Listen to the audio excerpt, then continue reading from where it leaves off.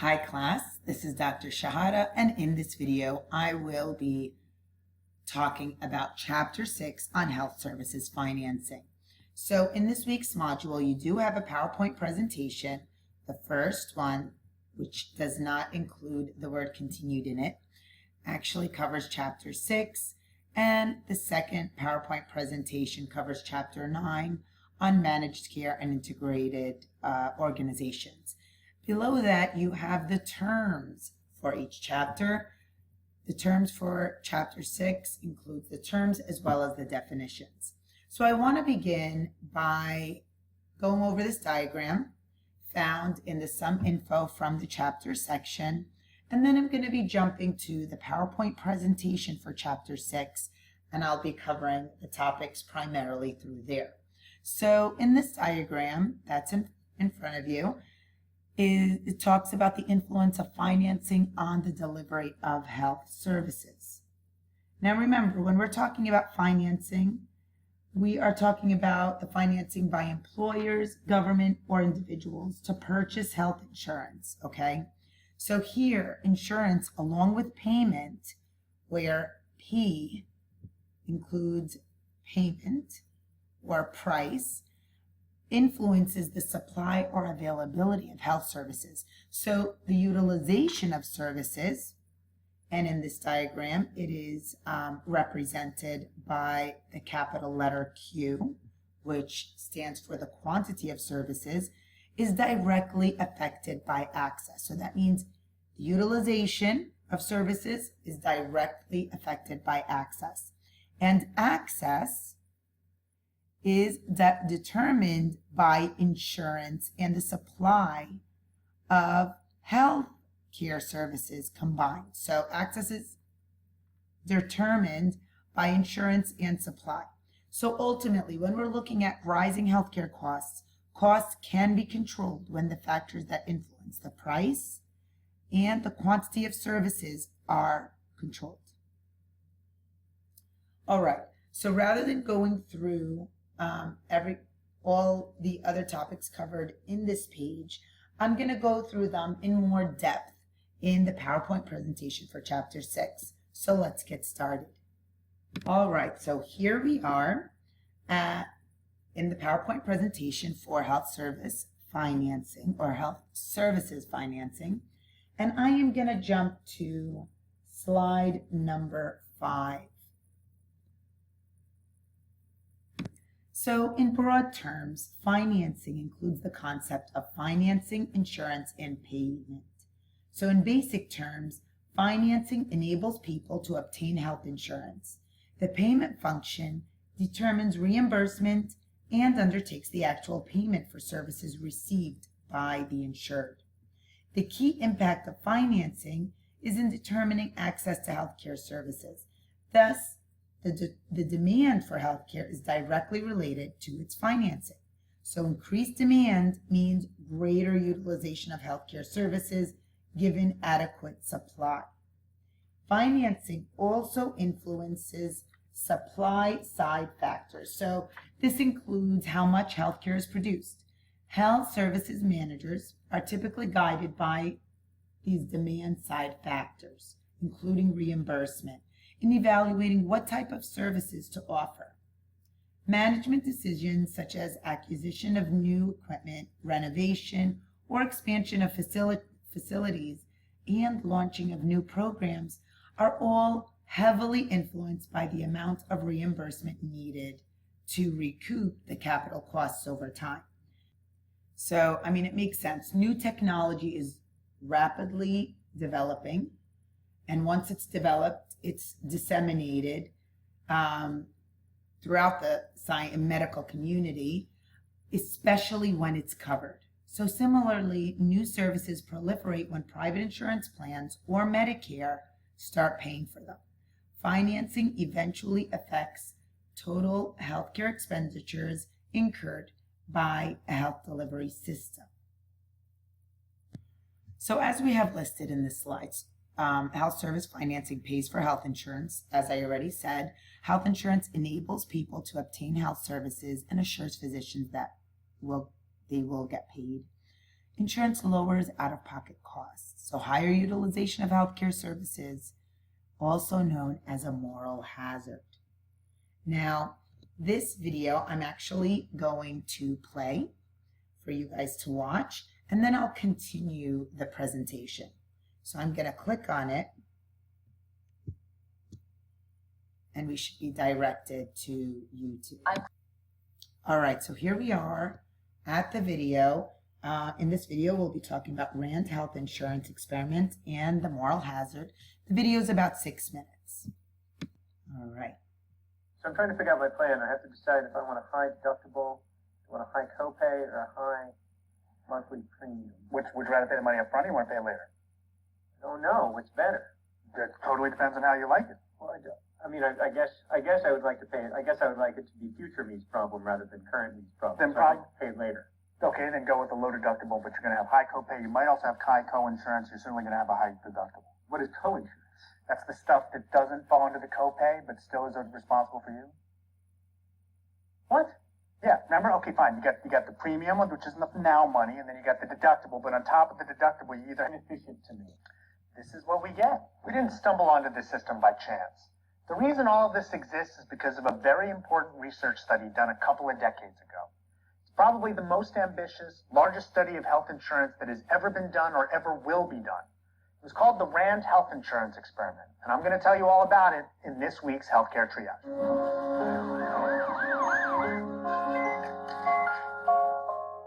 The Rand Corporation is a think tank that was established in 1948. They perform research in all kinds of areas, including health. And in 1972, they began an 11-year study of health insurance. You see, there was an ongoing debate about how insurance affects spending on healthcare in the United States. A number of people thought that insurance caused us to spend more than we otherwise would have on healthcare. It's part of what we refer to as the moral hazard. Basically, the moral hazard is the idea that people who are insulated from risk behave differently than people who are exposed to it. For instance, if you have good car insurance, you might drive less carefully because you're more protected. In healthcare, some apply the moral hazard to say that once you have good insurance, you're more likely to use healthcare, even if you don't need it. In my favorite example of this, because I find it amusing, not because I agree, if we all had employer-paid grocery insurance, we might all demand filet mignon instead of hamburger. This would evidently lead to skyrocketing food costs, mass starvation, and huge piles of rotting ground beef. It's important to understand that people who apply the moral hazard to healthcare believe that people are using too much of it, and that's why our costs are so high. They believe that if we somehow changed how we pay for healthcare and exposed people to the true cost, they would become better consumers, and the whole system would cost less. As a theory, the moral hazard in healthcare was first described only about 40 years ago in a seminal paper by the economist Mark Pauly. And it's still just a theory. Like many theories, it has good parts and bad. It's not an undisputed law. For instance, recent work by another economist named John Nyman explains that the moral hazard may actually do good in healthcare by encouraging people who otherwise wouldn't get care to do so. We want sick people to get care. And think about it. That supermarket example isn't even remotely comparable. If I made colonoscopies free tomorrow, no one would start picking them up by the dozen. If I declared that no one would ever have to pay for chemotherapy again, you wouldn't ask for extra. If surgeons refused to accept payment for appendectomies anymore, would anyone go and get one just for the hell of it? We have a hard enough time getting people to do the things we want them to do to be healthy without making it harder for them to do so. Anyone who loves meat loves filet mignon. No one loves going to the doctor. What really matters is whether people are getting unnecessary health care.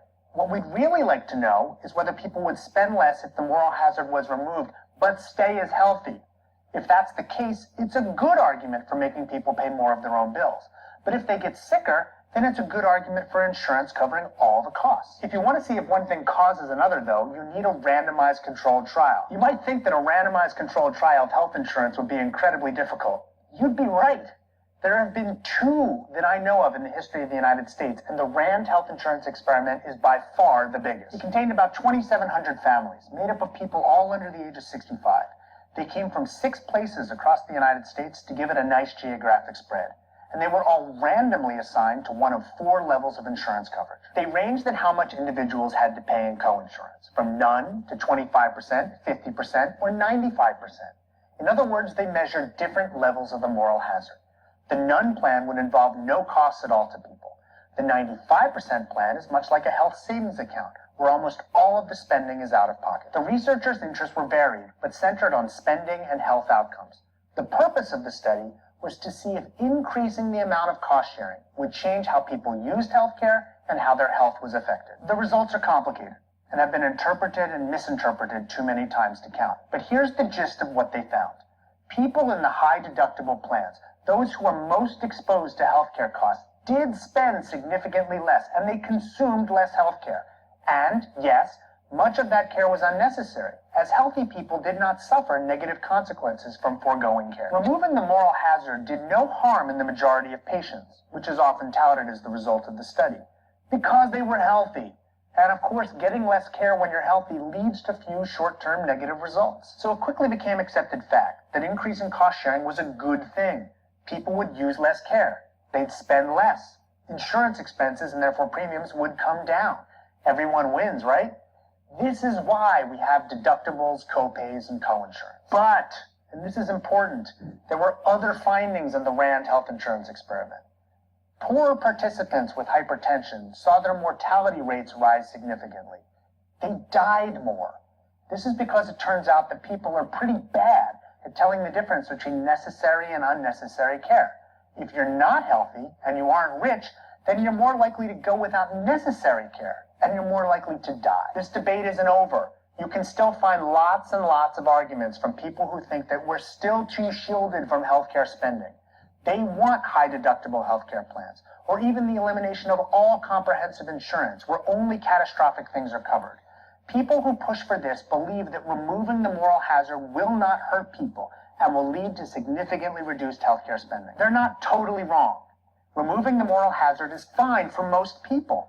Yes, if we make it more expensive for individuals, if we demand more skin in the game, if we remove the moral hazard, people will seek less care. And that's fine for healthy people, but it's terrible for those who are ill. So as we continue to reform the system, keep this in mind.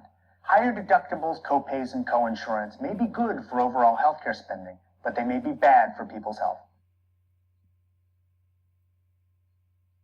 All right, now that you've watched the video, I'm going to go to slide number 8 on cost control. All right, so expenditures can be controlled by restricting financing. Expansion of health insurance will increase expenditures without controlling supply and access.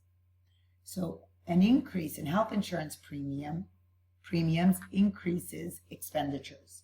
Restricting reimbursement to providers reduces expenditures directly. It also reduces expenditures indirectly by restricting the supply. So supply is also constrained by having fewer specialists and by spending less money on research and development. Utilization affects expenditures and can be controlled directly by designating certain services as non-covered.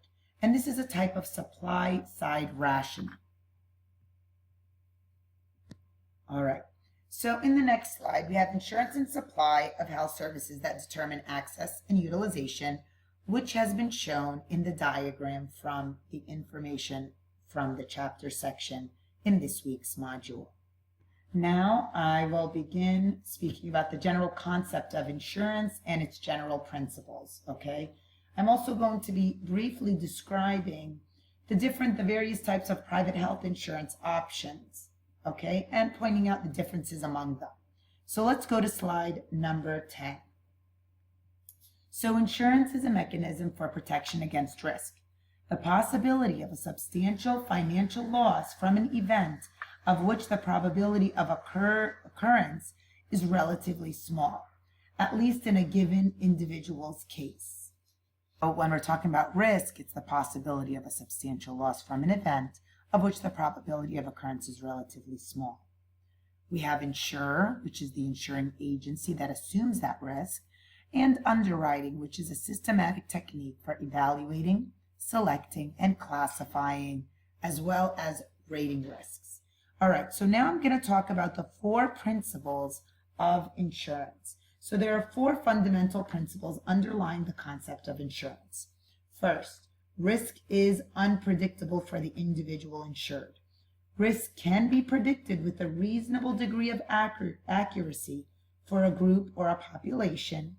Insurance provides a mechanism for transferring risk from the individual to the group through the pooling of resources, and fourth, actual losses are shared on some equitable basis by all insured members. All right. Now with the next slide, so the insured, also known as the beneficiary, anyone covered under a particular health insurance plan. We have two types of employer-sponsored plans. There are single coverage plans as well as family coverage plans, which include spouse and children. Now, looking at premiums. All right, so a premium is the amount charged by the insurer to insure against specified risks. It's determined by the assessment of risk. So in experience rating, premiums are based on a group's own medical claims experience. Under this method, premiums differ from group to group because different groups have different risks. Community rating spreads the risk among members of a large community and establishes premiums based on the utilization of experience of the whole community. So in this case, good risks subsidize poor risks. In other words, cost is shifted from people in poor health to those who are healthy. Okay, so that is the primary difference between experience rating and community rating. All right, so in the next slide, we're covering the topic of a deductible. So with a deductible, the insured must pay before insurance pays anything, generally an annual out-of-pocket cost. A co-payment is paid each time services are used. So it's kind of like co-insurance is a variation of co-payment or a ratio of cost sharing.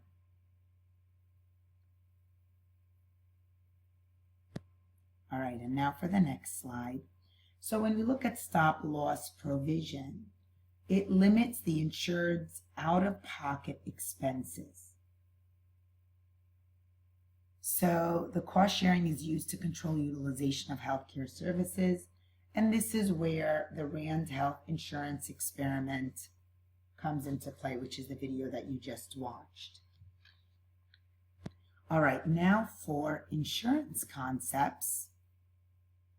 Really quick.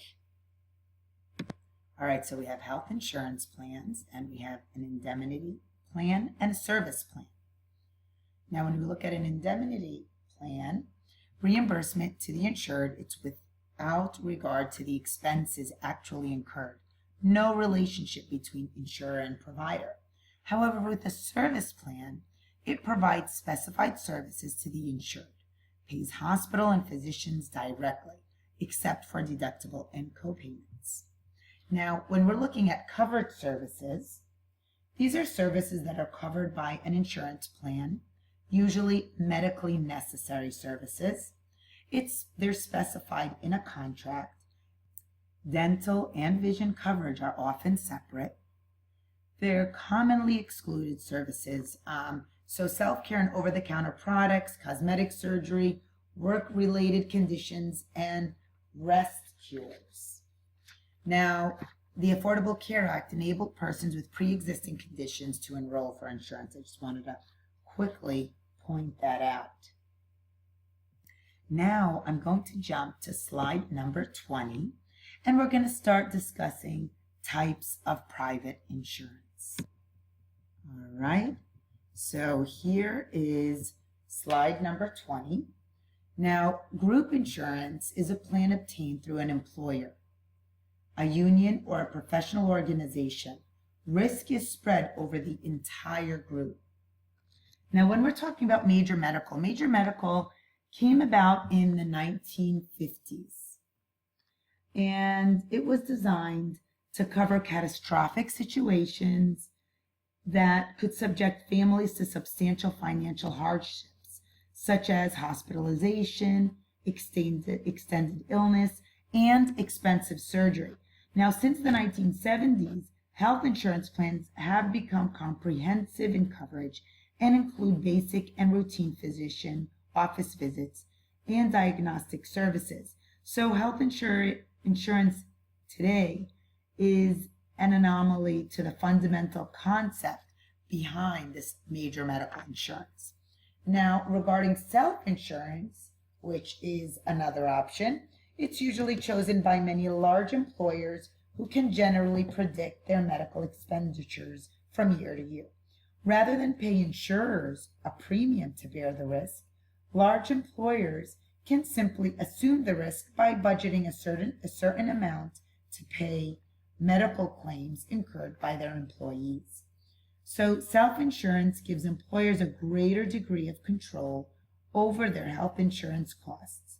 It also is exempt from several government regulations.